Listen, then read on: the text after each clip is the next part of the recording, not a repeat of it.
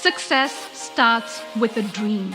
The definition of success in the creative economy is your ability to create ideas. Do you have the appetite, the hunger, the thirst, the craving for success? You have accomplished tremendous things. This is a rigorous program. You have enhanced your academic knowledge, your professional skills, and you are now ready to assume a leadership in your profession. This will never be taken away from you. It is something that is yours. It is your success that you have achieved. You are prepared to be the innovation leaders we need. So go lead. Go out and do it.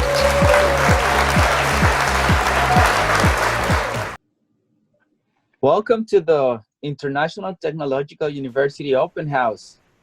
Thank you for being here. My name is Eric Palma, and we're happy to have you here. Welcome, Alexander,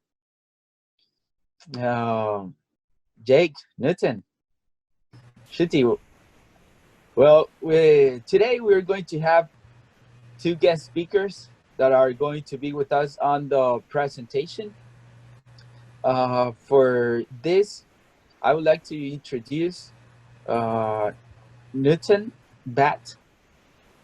Newton is a full-time member of the business faculty here at ITU, and primarily Newton is teaching SAP courses, and she's also the responsible for building the ERP and SAP University Alliance programs that we have on campus. She is also a contributor for the ITU Business Department ACB SP accreditation and assessment efforts. Newton is bringing to each class that she teaches over 10 years of corporate experience in industries such as utilities, food, manufacturing, and retailing, and many more. Her career has spanned several functions, SAP modules, such as finance and controlling, materials management, fulfillment, enterprise asset systems, business warehousing, and business intelligence reporting. She has been consistently awarded for making things happen and rethinking business processes.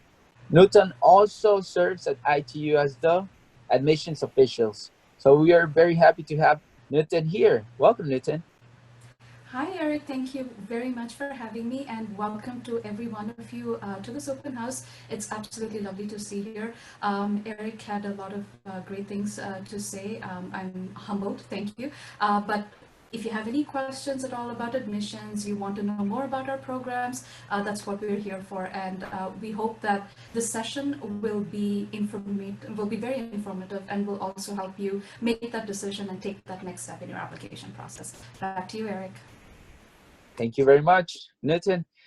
And we also have as guest speaker the chair and faculty chair of digital arts, Jake Watchell. Jake has media and entertainment industry experience, including both the creative and the production side of content creation. Jake also studied as an award-winning international journalist, earning the Foreign News Desk Award and a recognition from the National Academy of Television Arts and Sciences. Jake has worked as a producer, writer, and director on a range of projects for numerous media companies, including NBC Universal, DreamWorks TV, and TVS. Jake headed the digital division at Innovative Artist Talent and Literary Agency, and currently serves as the department chair for the digital arts and production at ITU. Jake worked as a Hollywood executive and as a thought leader in Silicon Valley, positions him as the nexus of entertainment and technology. And we are so glad to have Jake here with us today. Welcome, Jake. You're muted, Jake. Well, hi, everybody. Hi, thank you for the introduction. It's a pleasure to be here. Newton, nice to see you as well. We're very happy that you've all joined us today. We want to talk to you a lot about what's happening at ITU and get you a better understanding of not only the university, but what we can do to help you along the way. As Eric had mentioned, my background is in industry, both in Silicon Valley, global tech, and media, both domestically and globally as well. So I definitely am here to answer any questions you may have at the end of this presentation, and want to make sure that you have a full understanding of ITU and the offerings of ITU and how it can benefit you. We have these open houses so that you're able to learn more about what can better your situation. And so we're here for you. So let's go ahead and get started. Let's do it. Jake is going to help us with the presentation of the university and the programs that we have. Sure. Go ahead, Jake. All right, thank you. And again, I really want to say welcome to everybody. I appreciate your time here. So we're going to talk about a number of things. We can get right into it, so we can get into the next slide.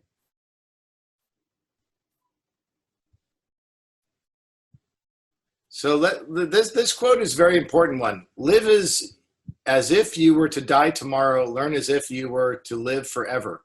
You know, we're constantly learning, and that's really, really important. And part of the tradition at ITU is to learn from people who will really help you be able to succeed and take that life learning into what you're going to do. We can move on to the next slide here. The university was founded by Shupak Chan in 1994. He was a very, very respected educator and industry thought leader. And so this university was founded by this person who saw that there was a disconnect between the workplace and higher education. And his genius back in the 90s was not only what he would teach in the classroom, was that he was an industry professional, and he would teach, obviously at a university level as an academic. He would educate properly, but he wanted people not only to get the fundamental understanding of the education, but to understand the practical nature of it too, to get real world experience with your education. And that's what he did. That's why he started ITU, to bridge that gap between industry and workers, to get a better educated and understanding population of students who are now educated in the disciplines that they've desired, and then to understand the tools and experiences that they needed to be able to make them better, productive members of society and to better their lives and further their opportunities and education. This is, one of many, many happy students at ITU. And as I talked about, the spirit of ITU is really to have industry relevant curriculum that reflects the Silicon Valley culture. So what you'll be able to see is you're going to be taught by people who are actually industry people. So I'm a working industry professional. I'm actually coming to you right now from Santa Monica, California. So if any of you are from the LA area, hello. And if any of you are from Northern California, hello, up to you over there. So we're a very global minded institution as well. Obviously, we're centered in Silicon Valley, and a lot of what we teach is global tech and real practical industry understanding of what's going on in business and other fields of interest. But I'm a working professional, and I bring my expertise and my experience and my connections to the classroom, just like what Newton does in the business department and other faculty who are not only well educated, but also have very deep hands-on industry experience. And so that's really why students are able to take the education and then better themselves. And we also, as you'll see during this presentation, we set up opportunities for you to be able to have access to things before you graduate as well. And that's very critical in learning. It's not about getting in, learning, and then doing something. It's about improvements and help along the way too. And we're going to get you there. So the beautiful story of Dr. Shupak Chen in 1994 is he founded ITU, and the person who continues his legacy and is the president of ITU is Yao Jin Chen, his son. So it's a beautiful story of somebody who had a vision, a very deep vision, and that vision worked and continued on. And in respect and honor of the legacy, Yao Jin Chen continues the work that we're talking about here to bring real experience in industry to education. We are in a WASC accredited institution, which is very important. We also have programmatic accreditations like the ACBSB for the MBA program. And we have numerous other accolades and awards and honors. So let's talk a little bit about what you can take at ITU. We have an MBA program. As I mentioned, it has programmatic accreditation, which is a very, very important thing. MS in computer science, software engineering, information and cybersecurity, engineering management, computer engineering, electrical engineering, and the department that I oversee, which is digital arts. If you look at the collection of the offerings that we have in front of you, what you can see is that all of these programs deal with things that are actively important to industry. And so depending on what you're interested in, we have something that can actually not only benefit you intellectually, but benefits you also in terms of your livelihood and your work experience as well. So I would encourage you to certainly, if you have questions, follow up. Certainly, if you want to follow up and be pointed in the right direction, you have the leader from the admissions department here. You have one of the department chairs and a faculty member and me. And so in that sense, I would definitely encourage, we're going to give you our emails so that you'll be able to get a hold of us to ask us further questions. But there is definitely something, if you look at these programs that are offered, there's something that's hot in industry and very, very relevant here in all of the offerings here. So it's a real nice choice here. Plus, we'll go to the PhD programs here next. So we have a doctorate in business administration, which is the PhD in business. So we have the MBA program, and then if you already have an MBA, you would be a great candidate for a doctorate of business in business administration, a PhD in electrical engineering, and a PhD in interdisciplinary sciences. So again, more offers, opportunities, and offerings for you to take from. Next slide, please. So let's talk a little bit about the master's curriculum requirements. We do have the PhD programs, but I want to talk about just the master's program here for a moment. In this, it's actually 9 credit unit hours, not 9 core classes. It's actually 3 core classes that you would take. So you would take 3 core classes that are basically the real fundamental understanding of that particular department. So you would get a very nice grounded understanding of the department. Some of the courses are suggested to take a little bit later, depending on the department, because some of the core courses are more advanced. So you might take one that's a little bit more of an introduction earlier. But each department has 3 core courses that amounts to 9 credit unit hours. And then remember I talked a little bit about how ITU has set up opportunities for you to be successful, not just after you graduate, but while you're actually in school. This has now been put into our curriculum.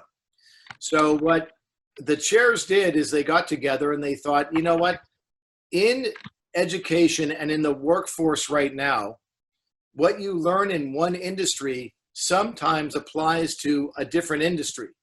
And so what we realized is that it's very important if you're taking a course in one particular department, a different department may have something that rounds out your understanding of something and helps you. So what we did is we opened up the elective process. So taking elective courses where with department chair approval, you'll be able to take multiple electives in other departments if it's something that really does complement your degree. And I can give a very, very direct example from the digital arts department. So we have a digital marketing concentration, and to get that concentration requirement, you actually have to take courses in the business department. So you're taking courses in the digital arts department, but you're also taking courses in the digital arts department. So business and digital arts, right? And that's for a concentration in one of the programs. But again, it's across 2 different departments. And that is a formalized situation where that would not count as an elective. But because of things like that example, we realize that there are offerings in other departments that would help out. For example, if you're a designer, you might be from one department, but if you understand how to code, you're probably from a different department, right? So if you're looking at mobile design and development, those are in 2 different programs. So we want to make sure that you have the opportunity with your elective classes to really get a fulfilling understanding and a more robust and a more complete understanding of what you're doing. That immediately translates to a better situation, not only educationally, but professionally as well. We have very, very good setup in terms of internships. I help students all the time to try and help them find and secure internships. Every faculty member has deep connections in industry, and so certainly you have a resource of people to see if they can help you, and people will definitely try to help you and try and help you not only professionally but also academically. Our internship program is very flexible, and it's very much something that is in line with, our belief is that if you're going to study something, that practical experience is very important. So the internship is an extension of your education. So it's really important for you to be able to experience real world opportunity. And so we have a very, very strong commitment and flexibility for the internship program. At the end of your culmination of your degree, you'll have a capstone. So it's 3 credit units for the capstone. You're taking 1 capstone. And what you can do is you can think about the capstone as a culmination of all the work that you've done, right? And so it's a master's project or a master's thesis. And it takes all the learning that you've done and puts it into that last final class, which is really wonderful. I've had many students who have actually launched businesses and taken projects that are real world and tried to bring them into the, they've done real world projects, brought them into the classroom and taken them out as well. So there are a lot of different opportunities for you to do in terms of your capstone presentations. One thing that I think is very, very critical is that a lot of work that's done at ITU, I have students who have gone out and gotten jobs using their midterm assignment or their final assignment or their capstone assignment with their actual capstone, their master's thesis, their project. So when you're at ITU, you can work on developing the skills that you have, or you can acquire brand new skills. And the courses and the faculty understand that people come from various levels of interest and understanding. And it's very, very critical that you know that you can build portfolios and you can build documentation and understanding that you can then directly apply to what's going to better and fulfill your life. There are a couple of new things that have been reintroduced into the university. One of them is ITU Presents, which is very much like a TED Talk where we take various leaders in industry, thought leaders, and people of significance and import, and we bring them in and they give a lecture series. They give a lecture where they'll actually let people get some additional insights. So as students, you would be open to be able to go into ITU Presents. It's now a class. And so you would be exposed to various industry leaders talking about what's happening in industry, maybe how they got their success, and you would have extra access to people within industry. In addition to that, ITU has very, very proactive course development. So we integrate things that are new and relevant in industry into our course offerings, and we always make sure that they're updated. But one thing that we've done, excuse me for a second here. As you can tell, I'm very passionate about what I'm talking about. That's all passion. So one thing that we've done that's very, very important is that sometimes there's a very hot topic that comes up. And it's very important for us to get that information to you. So what we've introduced is nugget classes, which are shortened classes that are for smaller credit units, but they cover a very, very hot and timely topic. So if it's something that's new in artificial intelligence, that's something we put together. If it's about visionary architecture and sustainable cities, that's something that we're offering, right? So we want to be able to give you something that's really new and innovative into the curriculum. So we're not just interested in giving you a set of classes.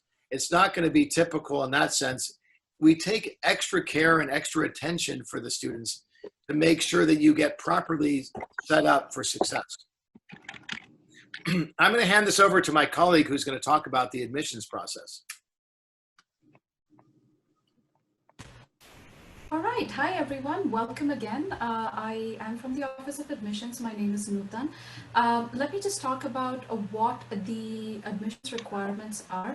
Thank you all, you guys are sending in some very brilliant questions on the chat forms. Give me some time and I will get back to you just as soon as I've completed my presentation. You will also have time to ask questions at the end of this presentation.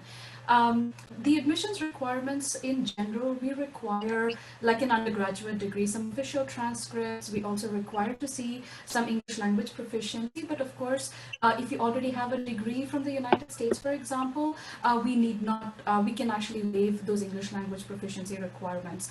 We also need some other documents just to know and understand who you are above and beyond your academic credentials, your work history, your work performance and stuff like that. We want to know you as a person. Our admissions process is a very holistic process. So we try to get to know you as much as possible, and also probably will advise you a little bit on areas that would be well suited to your career interest based on the programs that we've got available. At present, if you are a domestic applicant or if you are interested in just taking open campus courses or you're a CVIS transfer applicant, when I say CVIS transfer applicant, I mean that you're already a student at another school or you're at the end of your OPT with another school perhaps, and you're looking to do another master's program and you are wondering whether or not we're open to take admissions, please contact us because we are still accepting applications for domestic students, open campus students, and for CVIS transfer applicants up until August the 15th. Please note that the earlier you send us your application and the earlier you complete your processes, the quicker you can be admitted and the quicker all the remainder processes like getting an I-20 will be. Supposing you think that it's, oh, you know, I've kind of missed my fall deadline. What next? What do I do now? Not to worry, we've got about 3 intakes every year. So we've got what's called a rolling process of admission. So our next intake is actually going to be early January, which is the spring 2021 term. And we begin accepting applications on the 15th of August for the spring term. So there isn't that long to wait. Just make sure that you have your documents already. If you're concerned, you want to talk to a member of the admissions team, please feel free to email us on admissions@itu.edu. You can also make an appointment. We do advisements on a daily basis. Just feel free to contact us and we will let you know how to do that. Again, the email address to contact admissions is admissions@itu.edu. The last thing that I know that a lot of you are very concerned about is this recent announcements and news that has been going around where, you know, ICE has released some notification that, you know, we are not able to, you know, if classes were to be conducted in 100% online format, then, you know, international students would be compromised and things like that. So the most recent advisory that we've received from SCVP as well as from DHS is that we are able to conduct, so if you are in the United States, then even if your classes are conducted in a virtual modality, this should not affect you. However, if you are expecting a new or an initial I-20 and you need to go through a consular interview in your home country in order to get a visa to come to the US, we are currently saying that you may need to defer your admission until a future time. So that's kind of what's happening. But if you want to know more about this, we're happy to talk to you in more detail. Everyone's case is different. So we want to allow you the benefit of being able to kind of assess your individual case on a case-by-case basis, of course.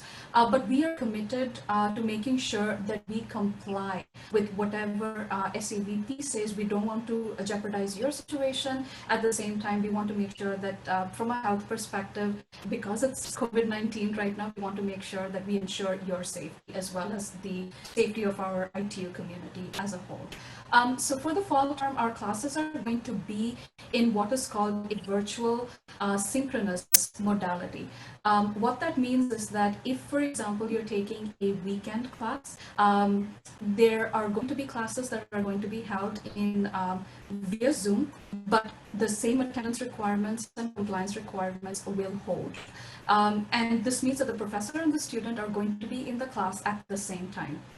If you are in an online class already, then the online class is going to be held in an asynchronous format, which means that the professor is going to load some things on the learning management platform, and you're expected to comply with the work and get the work done at your time within the deadlines posted.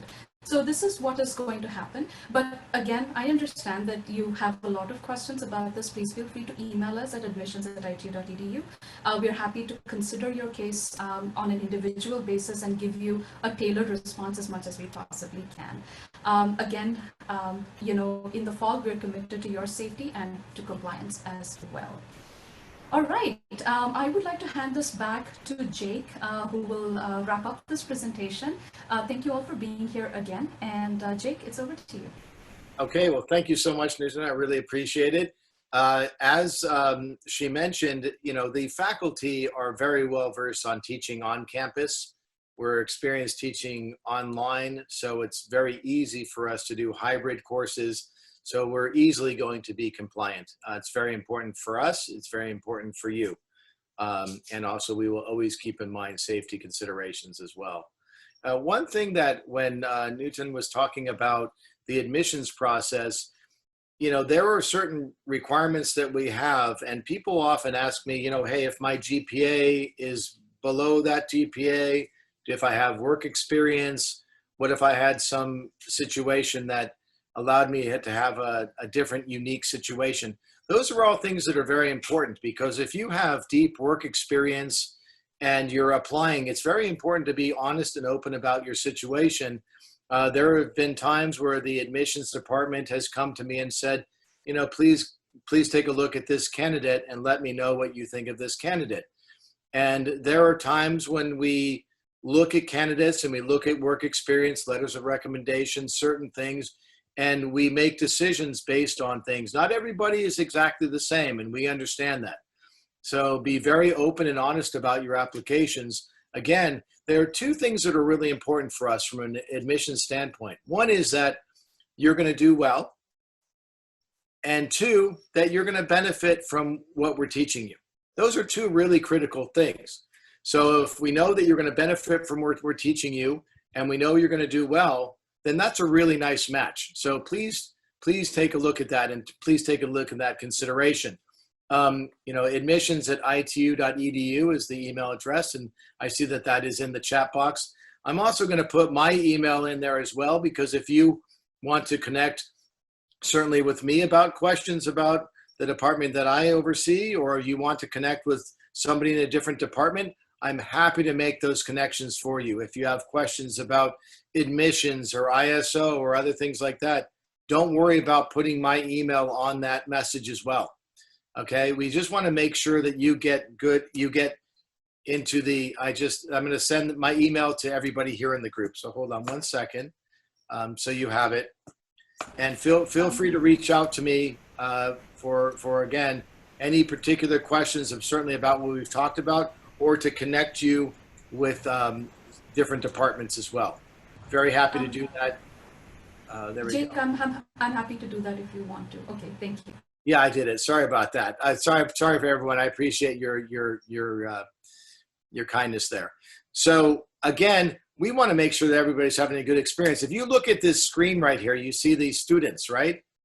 Well, I have the good fortune to know a few of these students, and I've seen them not only in class, but I've seen them succeed in life. One of these students is very happy that Minnesota is no longer in winter because it's not very cold where they are now. But this person has started a family in Minnesota. So a lot of these students have moved on to work in industry and are thriving. So it's always, for me, this is a very happy slide because I know many of these people. This is about the alumni at ITU and the industry at ITU. So I would say that this is not only just alumni, but faculty.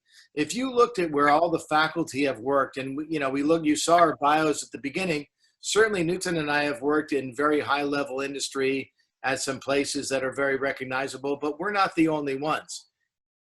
Faculty across the board are industry people. So while you see 9 companies in front of you with their logos, the amount of companies is very significant. And when you look at students who are not only the ones who graduate and go and work at these companies, we also have students who do internships at these companies. So this is something where we really have a deep well of resource to try and help you get, if you want to get to one of these companies, or this is something that you're interested in doing, we'll try our best to help you. Again, we have deep relationships in industry. We're working professionals who are also higher education professionals. So we want the best for you. And the alumni will come back, and the alumni will actually offer jobs and opportunities to current ITU students for internships, and then when people graduate, for full-time jobs. So please keep that in mind. And that's, I think, the end of our presentation. So I think we're open to question and answers now. So does anybody want to, maybe we'll open this up for questions here? That is correct. Maybe if you raise your hand, we can reach out to you. And I'm going to look. I see that Busra has been with many questions. So I don't know if you would like to ask something. Yeah, I see a note in the chat box. If people unmute themselves, they can ask questions. So feel free to ask questions.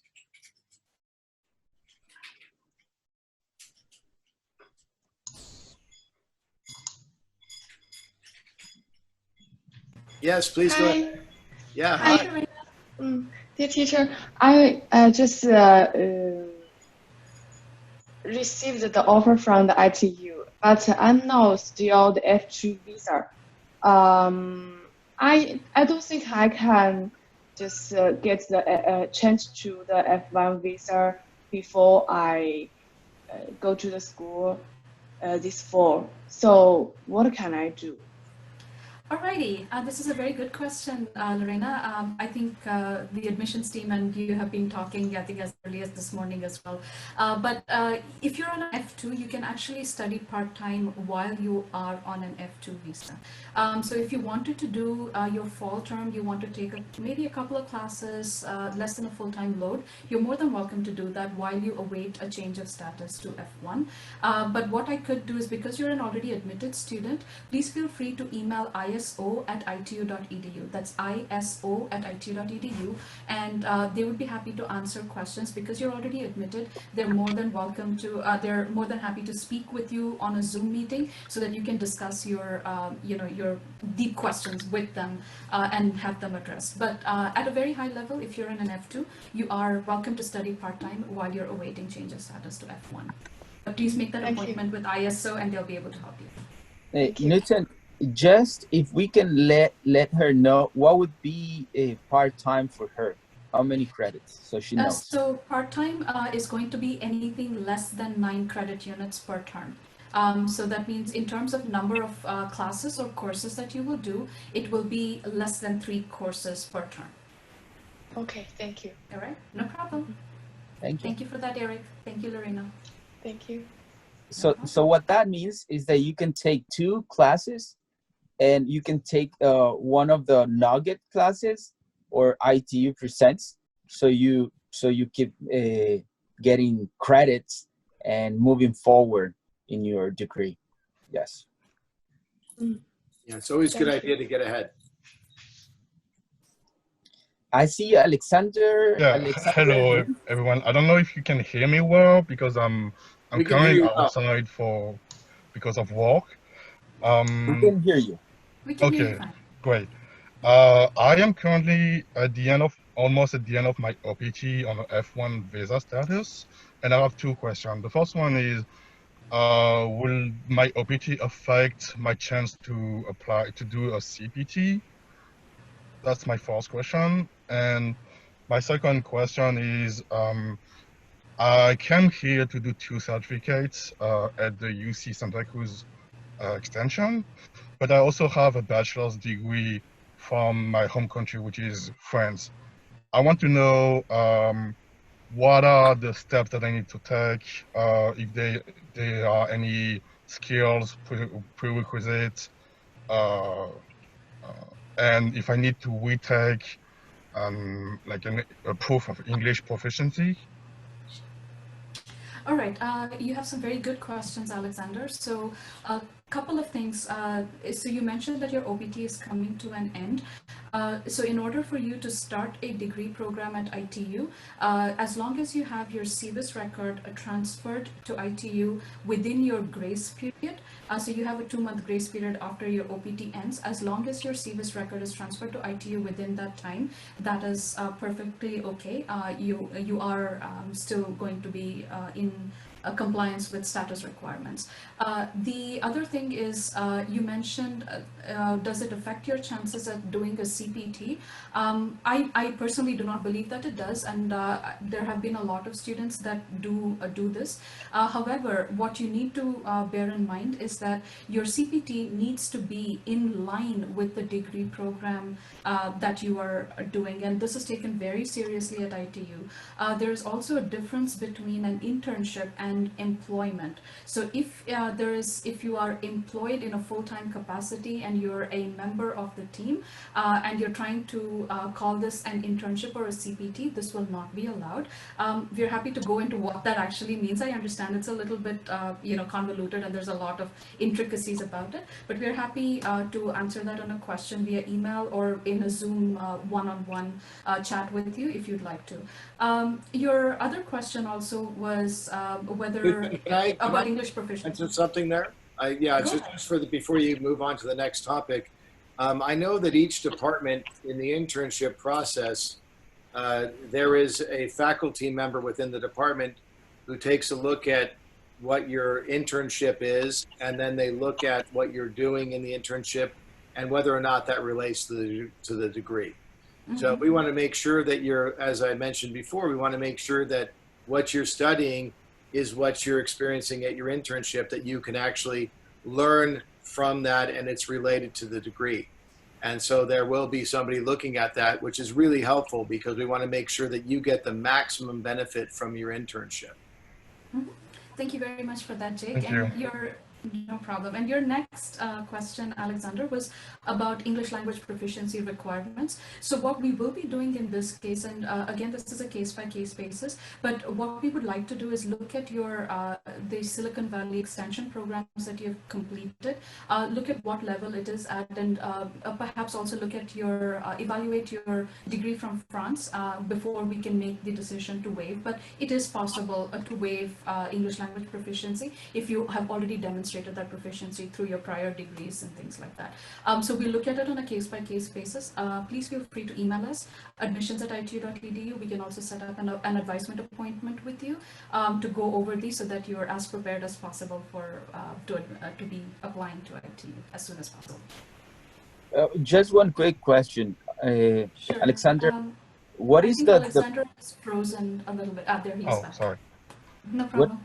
What is the master's degree that you would like to pursue? And are you transfer or are you planning? You would be transferred, right? In that case. Sorry, can you repeat the question? Yes. What is the degree that you want to study at ITU? I would like to study in the engineering management. Okay. Right. And you are here in the U.S. You didn't go out, and you're not No, a. I'm currently in the Bay Area. Yes. Have you already applied to ITU?